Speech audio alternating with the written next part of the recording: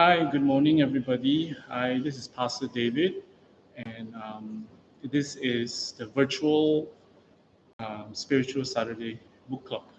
And I'm going to keep this really casual because that's how I do it. So, of course, today's we're going to cover today will be on it's on the promise, and it's a pictorial biography of His Eminence Sem Rinpoche. So. Um, Before we go into it, uh, I've been Rinpoche student for like, gosh, it's like I think 17 years, 17, 18 years coming. Yeah. So it's been quite a long time, and much of what I know of Rinpoche is in here, and much more as well. And with a lot of pictures and a lot of information about who Rinpoche is, his background, his teachers, his lineage, uh, his family, his friends, his background, basically. So normally in the Buddhist tradition, uh, biographies of great teachers like His Eminence Chan Rinpoche is recited, is studied, is read by devoted students, devoted practitioners of the lineage, because these biographies, they're called Namta. Okay, Namta means liberating stories, liberating birth stories. What happens is the story is supposed to give, inspire you, is supposed to evoke a sense of spirituality in you. It's supposed to invoke feelings of um, familiarity, spirituality, compassion, kindness, wisdom in you. So that's why we read and we study great stories, of like, for example, our Lama, our Lama means our teacher. Oh, yeah, there's one more thing. Um, there's a few things I need to explain before we go into the story, okay? Before we go into this story. I think most people have heard like, Tem Rinpoche. Rinpoche, you hear of the word Lama, you hear of the word Guru, okay? And some of you who read Dharma books, you hear of the term even Tuku, Tulku, Tuku. So these four terms, Rinpoche, Tuku, Guru, Lama, I need to explain to you before we go into the story. Okay? Um, Rinpoche, let's start with Rinpoche first. Okay? Rinpoche is not a name. Rinpoche is a title, an esteemed title given to a teacher. Okay, so the term Rinpoche is it literally means precious one. It's a title like, for example, in lay society in Malaysia, it's like Datuk, but that's for lay society. The term Rinpoche is on a spiritual aspect, because in Tibetan tradition, in Tibetan society, spirituality is very important. So great teachers are given that title in respect of who they are, in respect of their attainments, in reverence of their attainments, you know. So Rinpoche is a title, okay? It's given to esteemed lamas, or esteemed teachers rather. So I've covered Rinpoche. Now we go into Tuku. Tuku, on the other hand, literally means emanation body. Emanation body. Okay? So Tuku refers to teachers, incarnate teachers, teachers that have incarnated again and again and have massive contribution each lifetime. So usually these teachers who have been recognized over and over again are usually called Tukus. So, for example, Tem Rinpoche can also be known as Tem Tuku. Okay, in the past, sometimes Rinpoche was known as Tem Tuku Rinpoche. That is actually redundant. It's not necessary, but because in order to educate people about the term Tuku and Rinpoche, so put it together. But in normally in in Tibetan society, don't use that. In the monasteries, they don't do that. They are just called Tem Tuku or Tem Rinpoche. Okay. So Lama, what's Lama? Lama is literally just Tibetan for guru, your teacher. Okay, Lama does not necessarily means a monk, not necessary, because there are Buddhist teachers that are lay teachers that you can. It's also referred to as Lama so and so. So Lama just means teacher. So I know because I specifically stress this because in the Chinese, I believe that they use Lama to refer to monks as well. So specifically in the Chinese uh, uh, language. Okay. So what happens is in general use, we don't Lama does not necessarily means a monk. And then guru just means, it's Indian, it's Sanskrit, it's from the language of in India. It just means your spiritual teacher. Also, with Lama, it does not necessarily mean that it's your, it represents a monk or not. So, okay, at least I made this few terms clear about this before the story of Rinpoche. Okay, so the idea of coming up with this biography was originally not was actually one of Rinpoche's teachers' instructions. One of Rinpoche's teachers his name is Gangchen Rinpoche, His Eminence Gangchen Rinpoche, and he had instructed for Rinpoche's biography to be written. Chan Rinpoche, his opinion about this biography was that he felt initially, upon hearing this instruction, receiving this instruction, he felt that he felt that why would anyone want to read my story? Because Rinpoche's story is unlike some of the old lamas of old, where they have many mystical parts of lamas to fly that create miracles. His story was completely different. So what happens is Rinpoche's story Rinpoche didn't float in the sky. He does not tell you, or he doesn't show tremendous miraculous signs, but he does show an incredible devotion that is according to the monks, they have not seen this level of devotion in a long time since the monks, the Rinpoches, the lamas of old Tibet. It's very different. So uh, in the monastery, Rinpoche is highly revered for his devotion to his teacher, highly. And he's also known for his incredible difference from many Tibetans.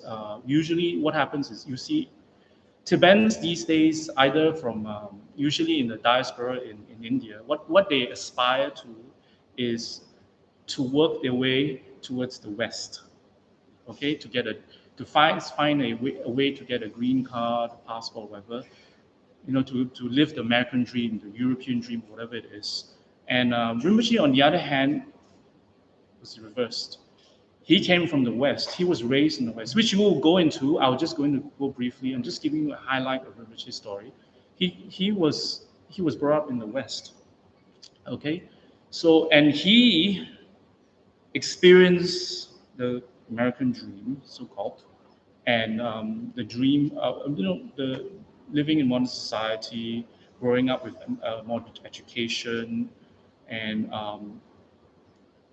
he felt there was something more that he needed. He felt spirituality was very important. So he worked his way from the west to the east. So that's the distinctive feature of Rinpoche's life, that he found tremendous value in his devotion to his teacher, his devotion to his practice. He found tremendous value in going from the West, from the comforts and luxuries of Hollywood, the glamour of Hollywood, of American lifestyle, of the convenience of, modern life, to travel all the way to India, to become a monk, to sacrifice all that comfort, culture shock, to go through all that, to go to India and experience the hardships coming from the West. You see, you don't think of him as just because he's Tibetan and all. His background was actually more towards the West, America specifically, and going to India and experiencing that kind of culture shock. I can't put a better word except culture shock with India, with the conditions that are there, in order to devote himself to a teacher. So that itself is a miracle, I think. That itself is inspirational. Some of us may be able to do it, some of us may not be able to do it, but it inspires us anyway. It inspires us to find value in something higher and spiritual, in something that's beyond this mundane, as in the things that we normally pursue in this life that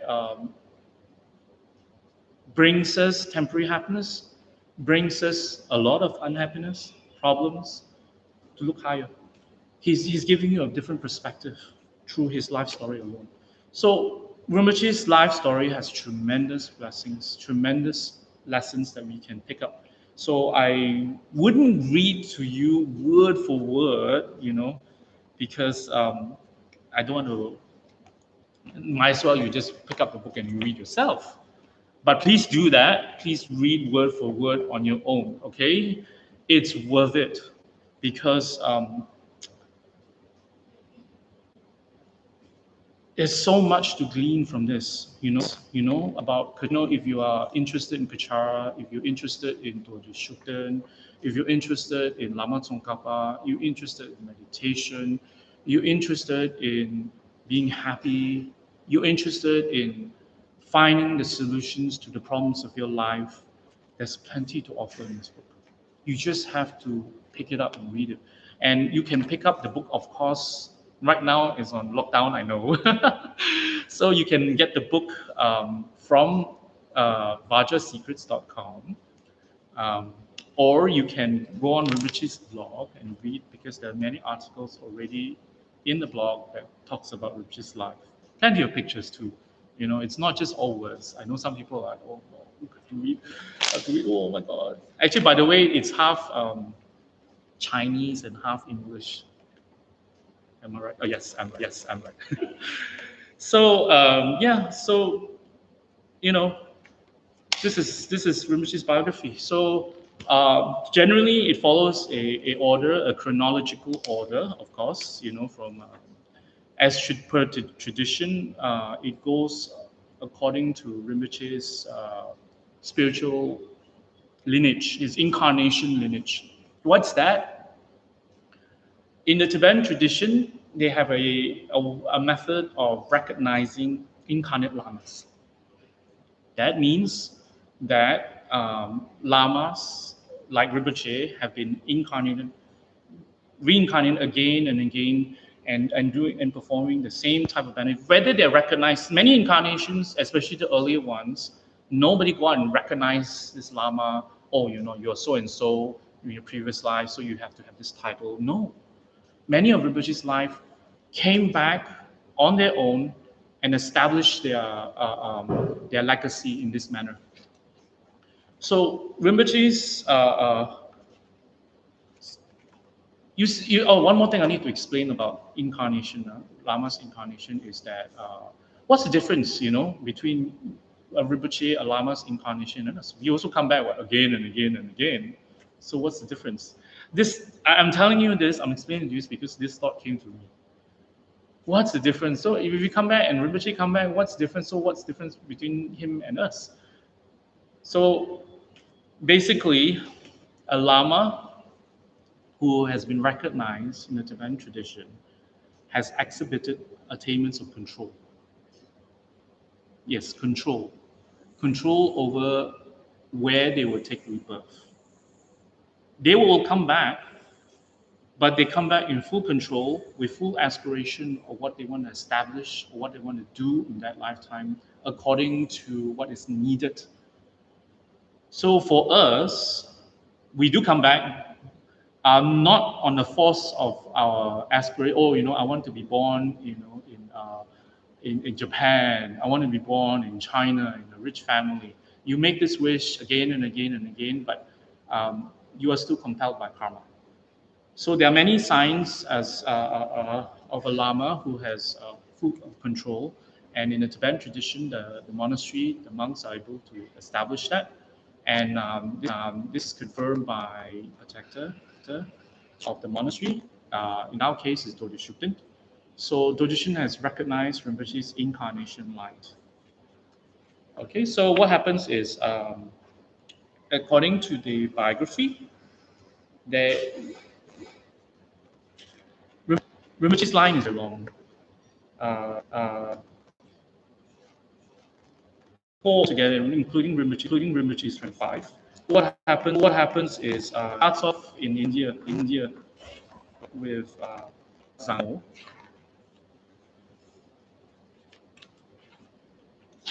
In the book, it says Magada Zangmo. You can read about her life and how she's a disciple of the Buddha. And an incredible of her is that incredible devotion to her teacher, and she gained attainments just on devotion alone. Okay, then there is Virupa. Next, Mahasiddha Virupa.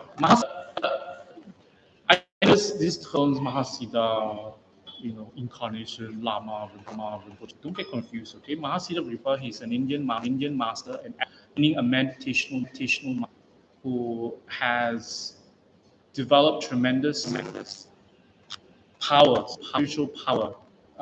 So usually this kind of meditators Mahasiddha, and usually exhibit unusual behavior that unconventional. But although it looks unconventional to the ordinary, it brings benefits the people at that time, the street sanctioned beings of that time. Okay, so Mahasiddha Virupa was one of the more popular Mahasiddhas, one of the more popular meditational masters of ancient India that had exhibited tremendous miraculous powers derived from meditation alone.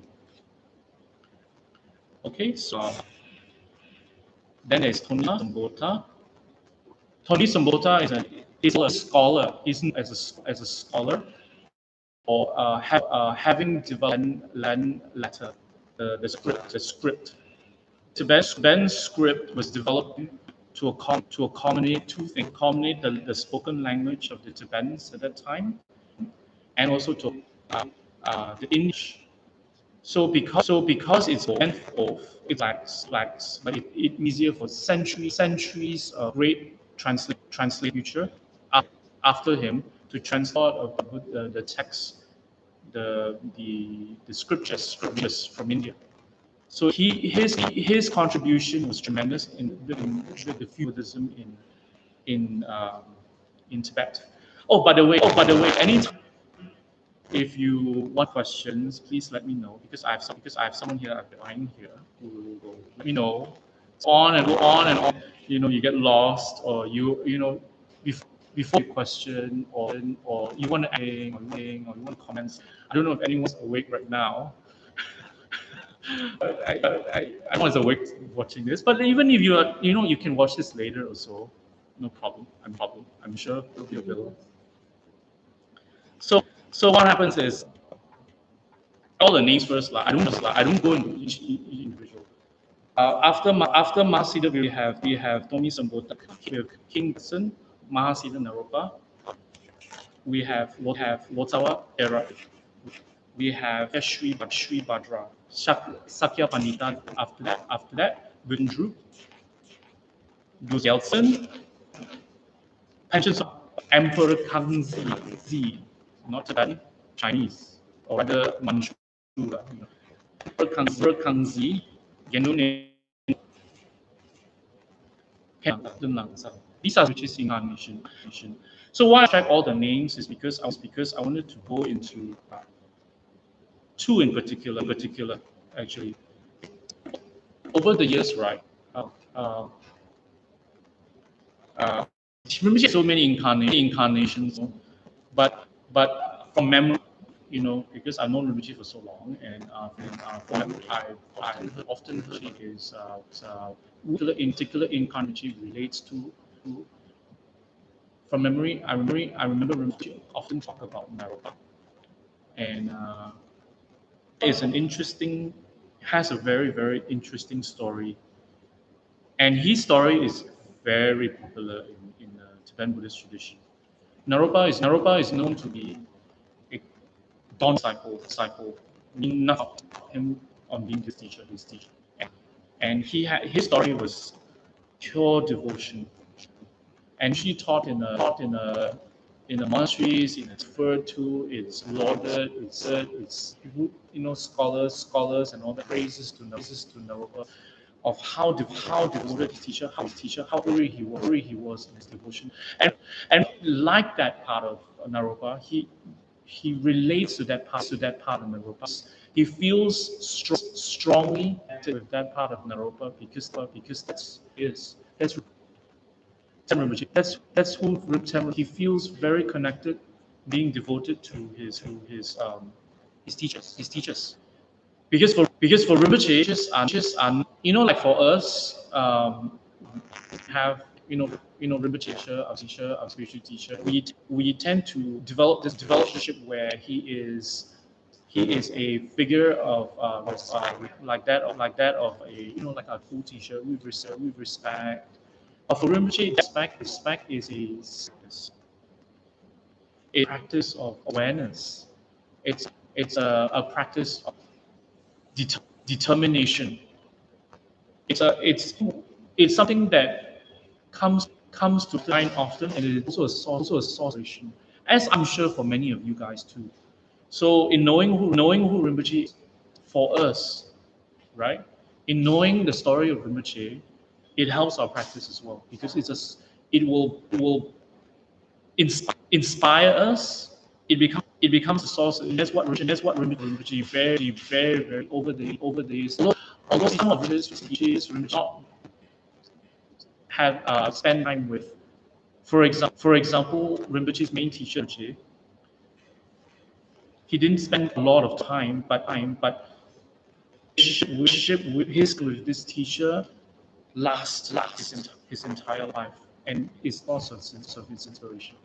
So, for some of us, we may feel we have not didn't have a vision to know Rinpoche when he was, or we did not. Some of you guys may feel, oh, I didn't once or twice. He spoke to me, and so as class or whatever, and you feel you wish you had more time. It doesn't be. You're you're not less blessed just because you didn't spend that much time with Rinpoche. How Rinpoche had inspired a short time, or reading his story, going on Rinpoche, and about his interests, teachings, listening his teachings, and you have kept that alone, and that's the blessing you get. Rinpoche doesn't have to be alive right now with you to inspire, okay, to be your source of Shin. He can be when every time you think about him, every time you do his mantra, every time you look at his picture, every time his blog, you go on Rinpoche, every time you come to Kachara, after the COVID lockdown, of course. Every time you block every Buddha image, you think of Rinpoche. It has tremendous blessings. Okay, and Rinpoche has many times Samaya or spiritual relationship with your teacher does not depend on how far you are with your teacher. It is not. It's not. It depends how much the teacher inspire you to change, how much the teacher inspire you to continue on your practice, to do your on a daily basis, your sadhana, your pujas, your dharma work, your voluntary work. Your the times when you teach the dharma, how much it is you how much you continue to inspire you, although Rinpoche is not around, is your Rinpoche, is your samadhi, your spiritual relationship with teacher. But for Rinpoche, he has an extremely devotion to his teachers. As I said earlier, in the monastery, he has a reputation that his devotion is like those of in Tibet, of old Tibet, where they're totally devoted in old traditional sense. So Naropa, his lifetime of Naropa, Rinpoche never said, "Oh, I feel like I'm Naropa, I'm this Mahasiddha." He never said that, but he feels very strongly connected to Naropa because he relates to his quality of devotion. Touching. So what happens is Naropa's story is just of pure devotion. Naropa has a few contributions besides his devotion, historic devotion. His story is often studied and all that, as I mentioned earlier. Sorry, I'm repeating, but he's known for his story is studied because of his devotion. But he himself has descended down the lineage of a number of lineages, and one of the more popular ones is Vajrayogini. That is the female Buddha that of Kachara, that even the name Kachara is named after Vajrayogini's Pure Land. So what happened is Vajrayogini is a land of Naropa, and on top is other yogic practices of six yogas and so forth. So Naropa himself is not just a meditator; he's a great scholar, exceptionally learned. Okay, so there's many aspects of this story. I know I'm jumping back and forth, but I'm talking in a sense of what Rinpoche relates to. And I feel it's more important. The rest you can actually read. Naropa's story is all over the internet on Rinpoche's blog. I actually have a blog post on temrinpoche.com on the entire story of Naropa, his biography, his life, his his devotion to his teacher, his contribution, his the trials and tribulations that he went through to search for his teacher. He has an incredible story. So, and some of us will find it incredible, some will find it inspiring, but the most important is to relate it to how Rinpoche related his devotion to his teacher. Okay. So the other one that Rinpoche talks about. Okay, I don't think Rinpoche has ever mentioned that he feels like Kangzi, no.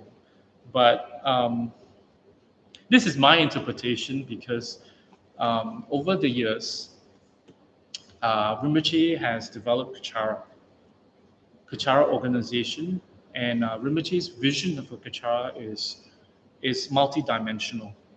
It is many departments.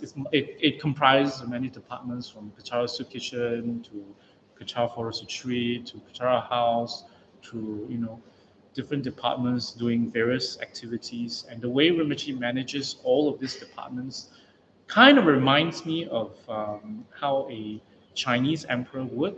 He has a head of department, kind of like a governor of a province of China, and Rinpoche's way of managing Kachara, of having all of these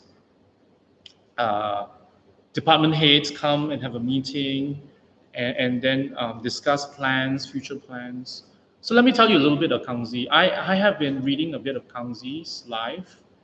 Some of them are covered in here, some may not. Kangzi is a Chinese emperor, and he is Buddhist. He's not alive today, but he has been extremely instrumental in Chinese history, in the sense that he was extremely benevolent. He's known for that. He's extremely benevolent. He's not Chinese. Kangzi belongs to the Qing dynasty. The key rulers were Manchu, were of a Mongol tribe that called themselves Manchu.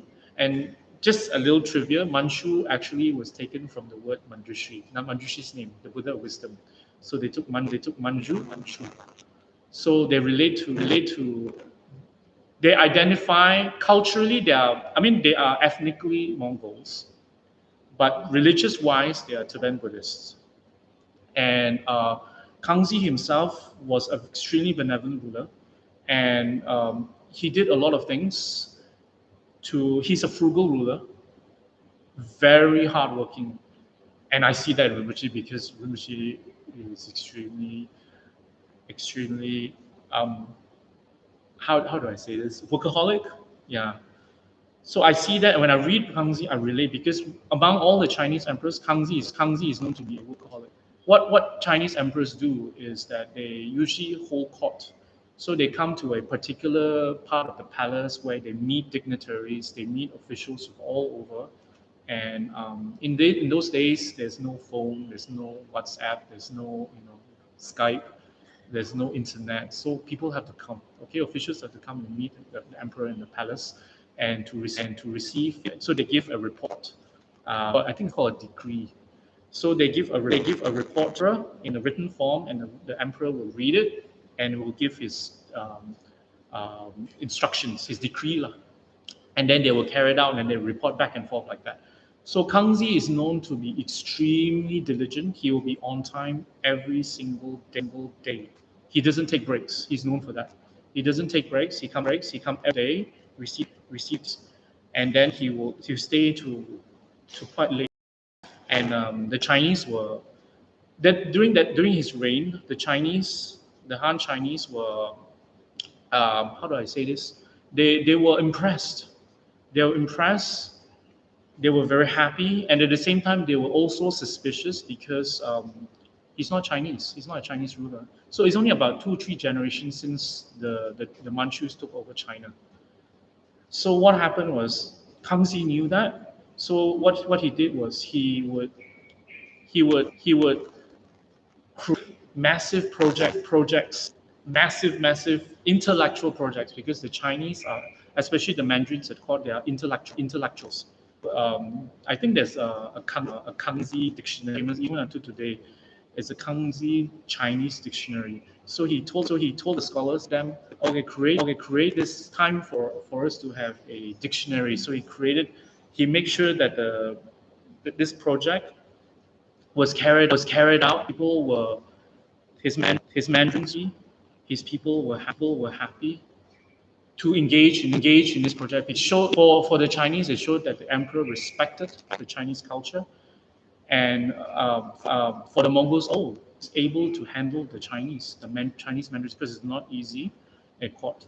And how does relate to Dharma? How it relates to spirituality as a whole? Because every in Rinpoche's life, he has a major contribution to the Dharma. And in the lifetime of Kangxi, um, he had many contributions. Many are only beginning to surface now, because many of the Tibetan monasteries in China today, for Sum Seling, for example, Yonghe Kung was built by Kangxi. Yonghe Kung is a Tibetan Buddhist monastery / temple in Beijing today, and it's historical because it's very old. And originally, Kangxi didn't build it as a temple. You history buffs, he didn't build it as a he built a palace, but it was converted into a temple by his descendant. So what happened was he built monasteries, and he's known to be very devout. He was brought up by his grandparents Buddhists, and many of his contributions in terms of the monasteries in China today are major centers of Tibetan Buddhism in China. Okay. So in essence, I felt I brought up Kangxi because I felt much of Rinpoche's incredible management of Kachara, his incredible human resource skill. I don't know if it's the term, but handling of people, assigning tasks to students based on the capability. I don't know. For me, it feels like the Chinese emperor of in work of handling, you know. So because you must understand, Kangzi is not easy for a Manchu to handle Chinese veterans. There's a lot. All these are completely under the control of the Manchus by the life of Kangzi. But there's a lot of this. It's such a long history, such a long culture, such incredible rich um, uh, culture history and self identity. That to be ruled by a foreigner is definitely the is. So Kangzi was able to handle that. Just like how he's not Malaysian. Furthermore, he is not, although he was born in Taiwan, he doesn't speak much Chinese. And so he comes from a totally different coming to Malaysia. And his adapt to Malaysians, the the culture, the identity, people to develop this organization is not easy. It's quite a feat actually. So I brought it up because not Rinpoche never said, oh, I did say earlier that, oh no, this is what Rinpoche relates to. But this is what I saw in Rinpoche and in his management of the Chara. And so anybody have any questions Yes. before I go on and on and on and on? Actually, Niha from Nepal would like you to speak about Virupa. Virupa. Okay, can. Virupa is, let me see. Virupa is an interesting figure earlier on in Rinpoche's incarnation line, 7th to 8th century. So that's what's that, 1,000 over years, 1,002, 1,003, 300 years ago. It's a long time. So much of his life is unknown. What we do know is from biographies, old biographies, that in English we use the term hagiography. So meaning it's a biography of a saint. So it's a lot of miracles inside. Mahasiddha Virupa, he was a great scholar. He was a great scholar. Many of his lifetimes, Rinpoche's lifetimes were extraordinary scholars, extraordinary meditational masters, extraordinary rulers. Several of them were rulers. And so in that lifetime, he was an exemplary scholar. And but what happened was in the monastery, he practiced Tantra. And in those days, Tantra was not something that was practiced openly like it is today. Tantra is a aspect of Buddhism where it's more esoteric. It involves a lot of rituals, visualization, and that is unconventional. That is not that that is more on what usually they say the term they often use is secret because people will misconstrue the meaning and the rituals and the meaning behind it. And so what happens is Virupa was a master of Tantra. And unfortunately, his master who taught him Tantra passed away when he was quite young. So what happened was he didn't receive the complete instructions. So when he practiced, he was extremely diligent. And when he practiced and he gained certain attainments, he couldn't understand what the attainments were because he was having these dreams. He was having these nightmarish dreams that that made him feel that he was not progressing properly. So what happened was halfway through his practice of Tantra in the monastery, he felt despondent. He felt that the dreams, which he interpreted to be nightmares, was inauspicious and that he was not progressing on his path.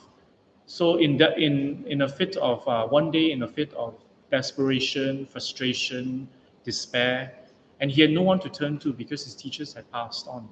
So what happened was he threw his mala into the latrine, which is the drain. In the monastery, it's a drain where they pee into.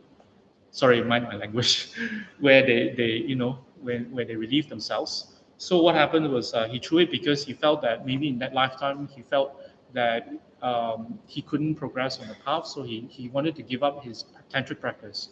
But that night, he had a dream of a goddess who told him, Nairatnya, or Dharmema in Tibetan, who told him that pick up your mala, continue your practice. You are on the threshold of spiritual attainments. Purify your lama, continue your practice. You are connected to me from previous lives through your practice. So I'm giving you this, what do you call this? Prophecy of your impending attainments. Continue your practice. I urge you. So the goddess told him that. Of course, not verbatim. I'm just telling you based on, according to the story. So what happened was, the next day he found his mala in the drain. He cleaned it and he continued his practice, and he gained attainments. So when he gained attainments, some of the rituals that he did involves calling the dakinis. Dakinis are special emanations of the Yidam, of his personal meditation Buddha, and they are in female form. So, and what happened was, some of the monks saw these dakinis, and they would come to his room. And so it's already scandalous because in the monastery, no women is allowed, and this women are going into this monk's room, his chamber, his private chamber, scandalous. So in the monastery there was a bit of uproar, and but actually they were not ordinary women; they were emanations of his meditational deity, and they were to aid him. Usually in tantric practice, dakas and dakinis are essential in our practice. When you invoke them, it is so they will come and they will lessen aspects of our practice or certain parts of our body when we engage in tantric practice. Okay, so what happens is, in the monastery there was uproar. Okay, there was an uproar, and they were saying scandalous. He's disrobed. We have to expel. In the monastery at that time, it's very strict. If you're disrobed, you're not allowed to remain in the monastery. So eventually, he was told to leave the monastery, and so he left.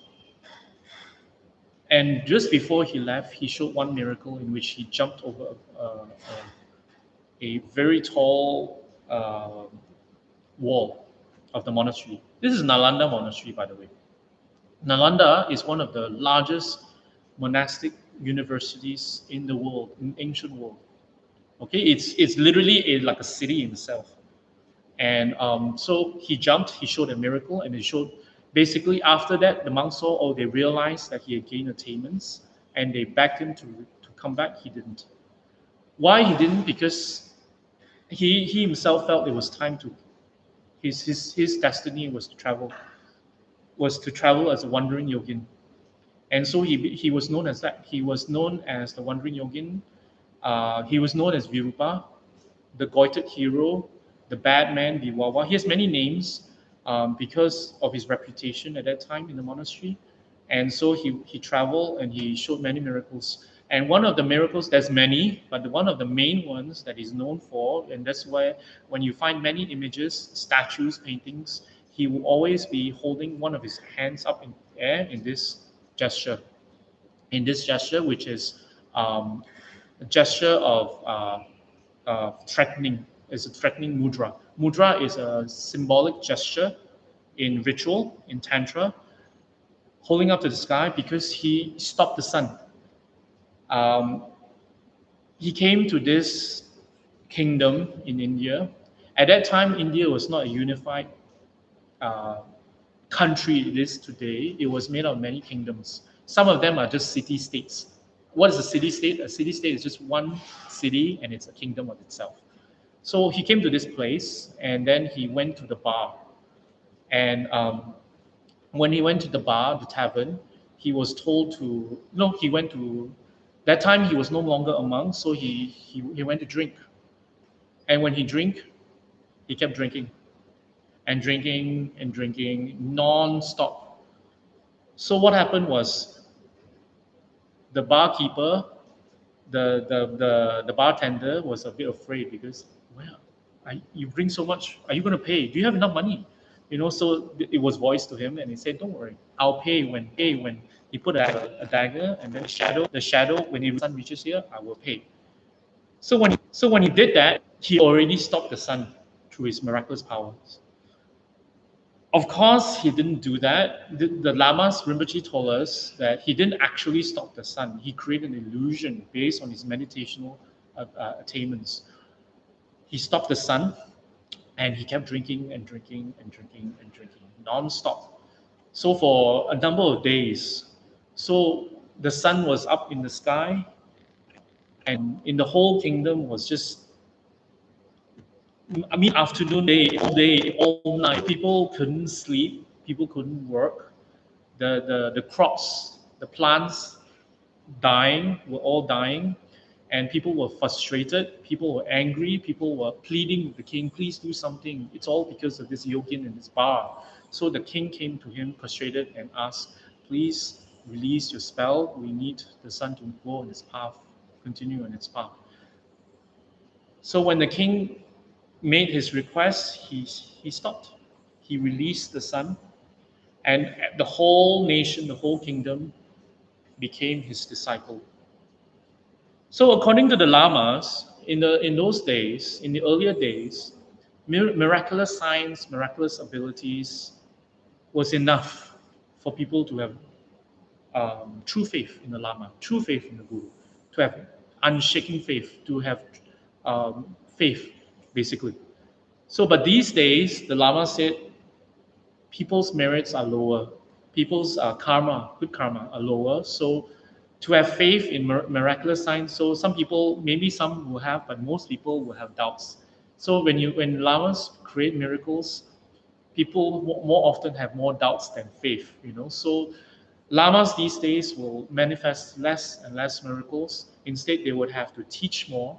They have to show by example their life, their actions, the activities, the things that they do.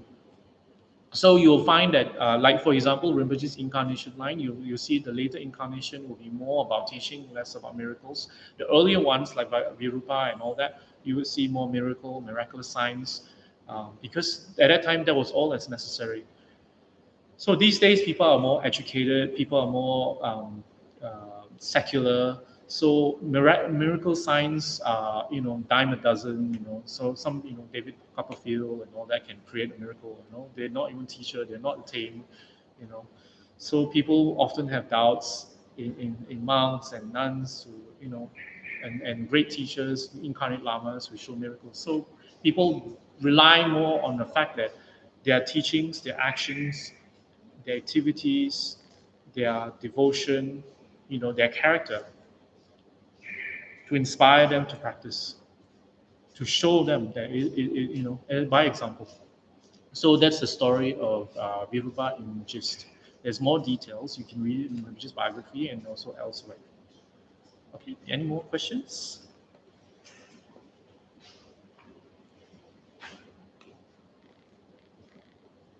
Now we have Kelvin King, Yiling, Carmen, Shin, Yiling, Jason Yingping, to Neha from Nepal as well. Hi, people. Hi, Nisha, is it? You say Neha. Yiling, all that. That's Yeah, hi, Neha. everybody. Hi. I'm supposed to acknowledge you guys too, and so if you guys have anything to add or comment, you can write it. I will from time to time look. I will try not to be too rattle on like a runaway train. So basically, right now, I'm actually on Rinpoche's previous lives. By tradition, right, when we learn about a lama's previous lives, it is to give confidence in his abilities in that lifetime, in his contribution, to give people an understanding that this lama has been doing this again and again and again. So like for Rinpoche, his activities in this life resemble that of his previous lives as well, and in the future he would also be doing that, the same Same actions of teaching, benefiting many people.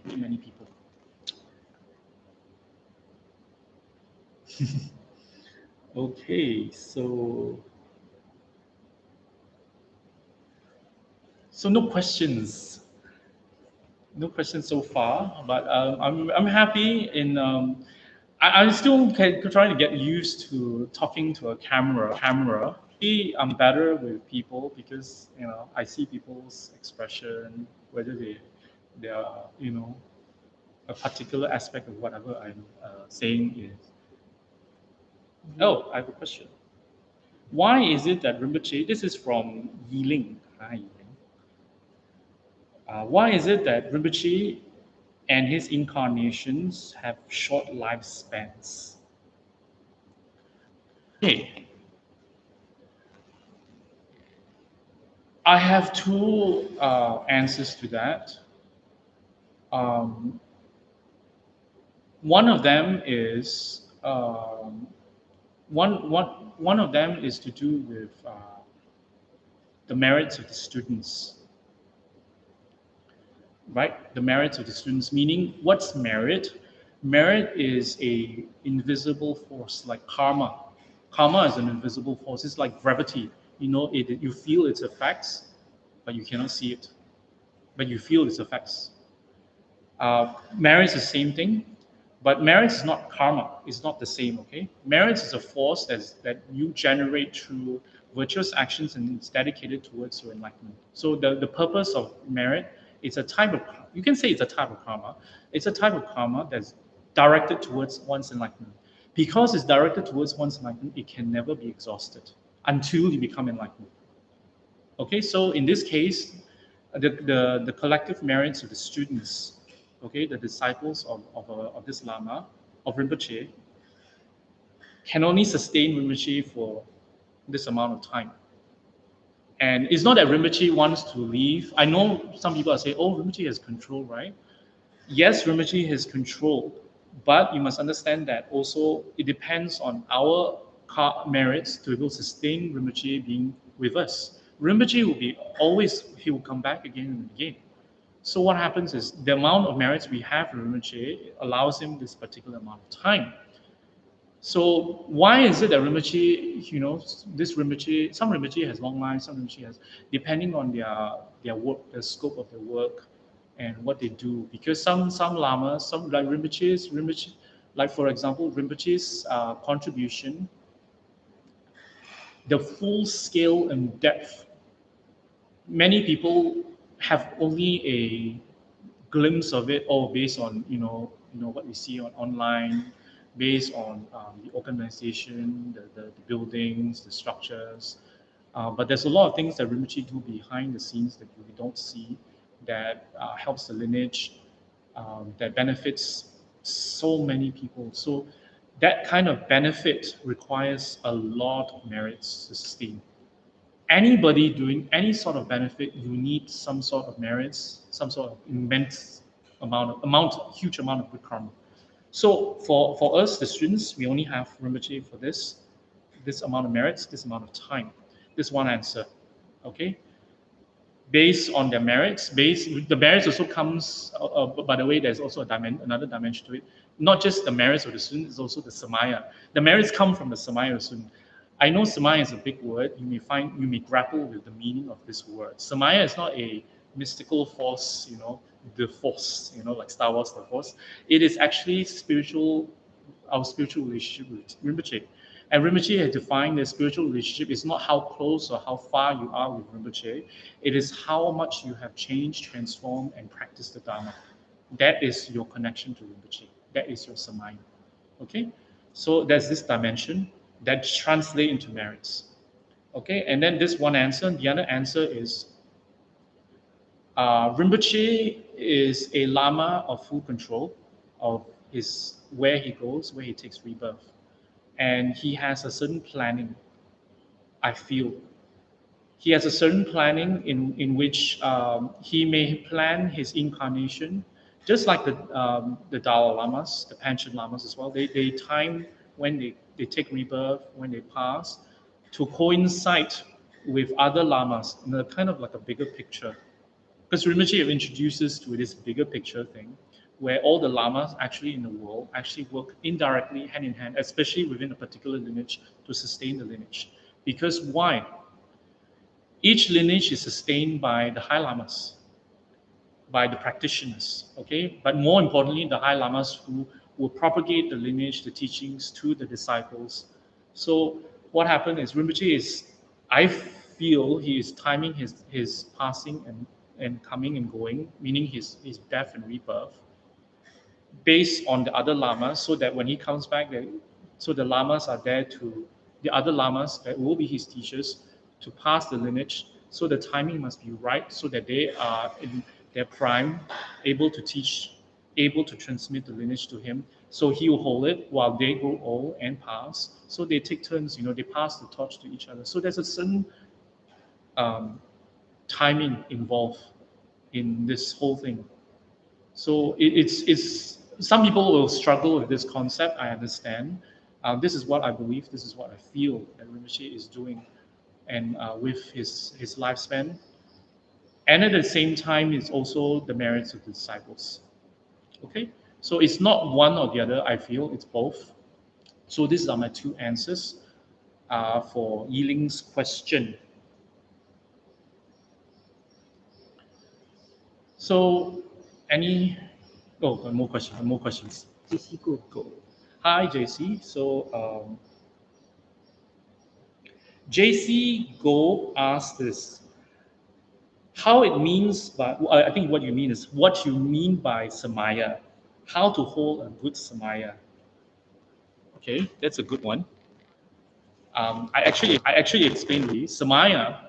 Samaya, you may hear it often in Kichara. Samaya is a very Tibetan term. It's not Tibetan actually. Damsik is Tibetan. Samaya is actually Indian, Sanskrit. So what happened is samaya is actually your spiritual relationship. Spiritual relationship. That's it. So, but in this case, we're referring to our lama, because for us, the biggest motivating factor in our life, the biggest motivating factor in our lives is usually our samaya, our teacher, our spiritual teacher. Without Rinpoche, without our teacher, there will be, we'll probably be, partying somewhere, doing something else, you know, um, doing something that is non-dharma. So our whole dharma practice, our whole spirituality rests upon our teacher, our teachings of our teacher, the organization he founded, inspired perhaps not just our teacher, the senior students of the organization who were students of our Rinpoche as well, our fellow Dharma brothers and sisters, the website that Rinpoche's organization is founded on, all these all comes from the Lama. So our Lama represents our spiritual practice. So how to hold our Samaya with Rinpoche? Now that Rinpoche is not around, how to hold our Samaya is to do what Rinpoche has instructed us to do. Sometimes, I don't know, everybody, some of us may have some kind of contact with Rinpoche before in the past. Okay, so maybe he has given you personal instructions. Do not forget them. Do not forget your personal instructions of advice of what Rinpoche has told you to do. And just because you feel, oh, perhaps I'm older, it doesn't. I don't feel it relates to me anymore. No, Rinpoche's instructions to you is timeless, and do not forget them. And if you have not met Rinpoche personally, or rather have not received any personal instructions, Rinpoche has given many general instructions on what to practice, what to do, like retreats in general for people.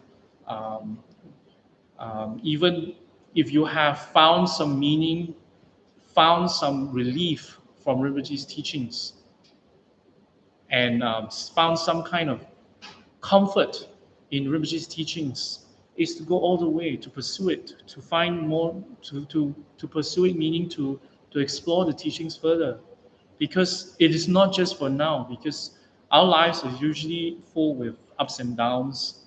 People come, people go.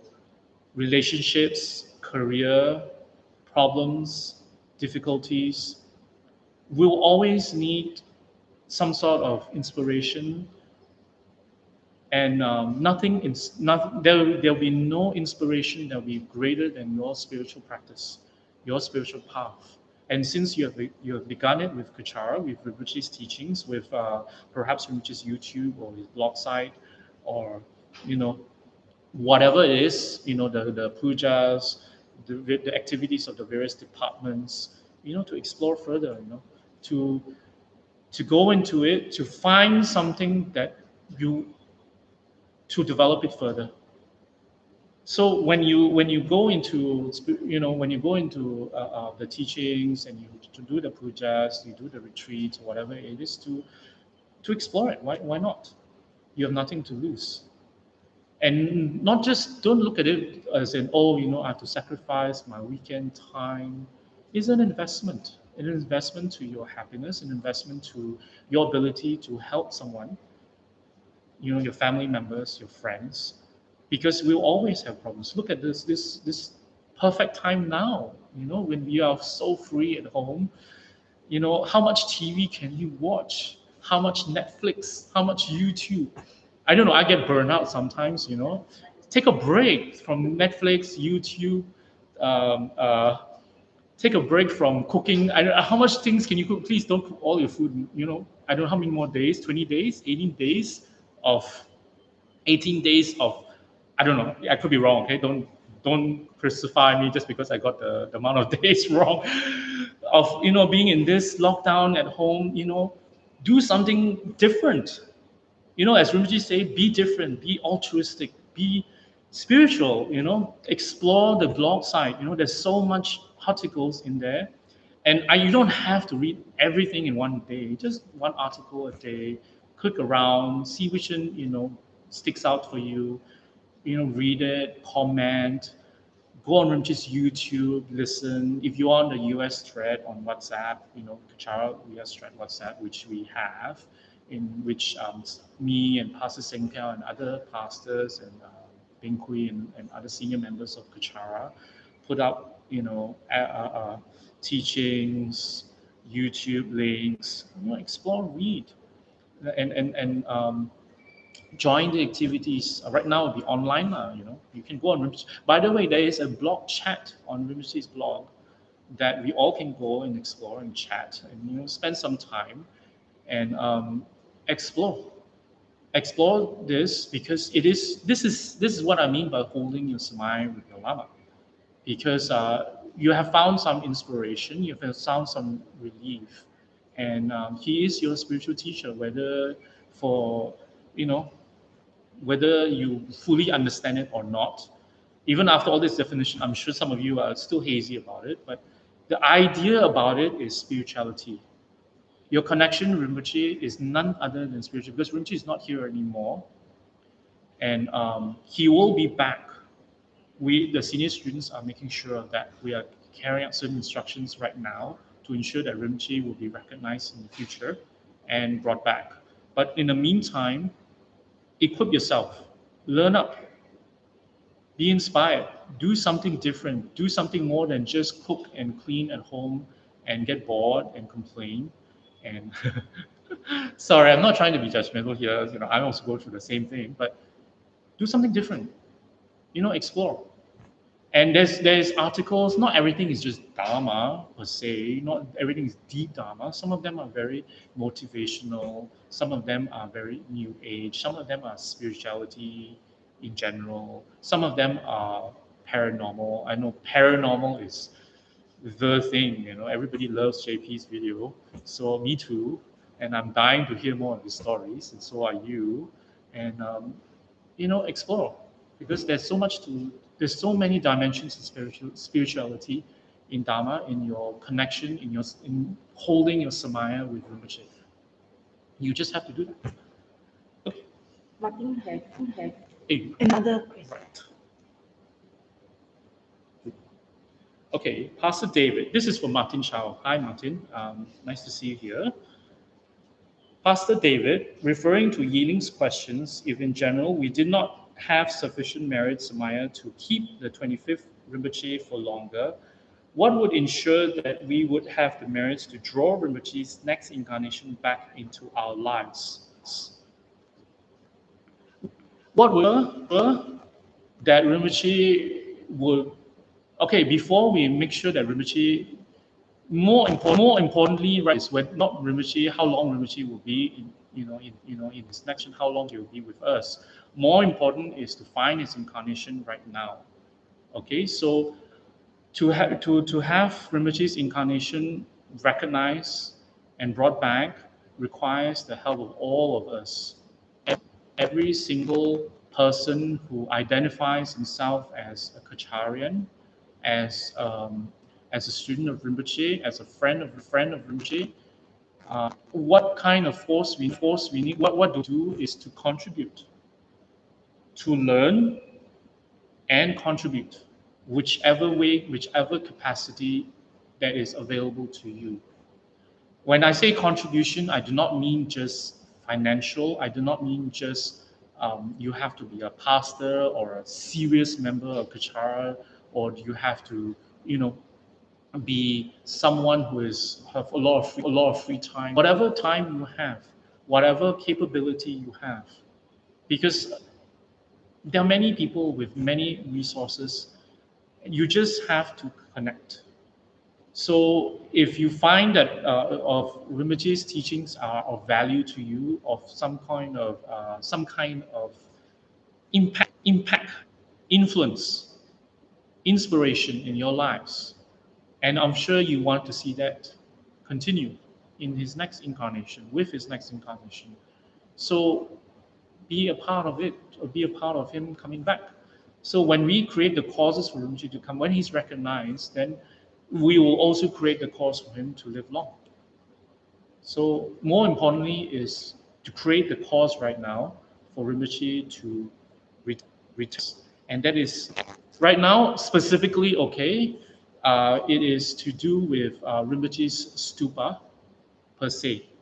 So there is a drive right now with regards to mantra rolling and tata making. I know some of you, because of the lockdown, it is logistically not possible at the moment, but already things and things are in place to roll out as soon as it's closed for everybody to do it in one way or another. Okay, please speak to any of the pastors or senior members of Kachara regarding this specifically. Okay. And another one. Another question. Questions. So I don't have to rattle on. Which one?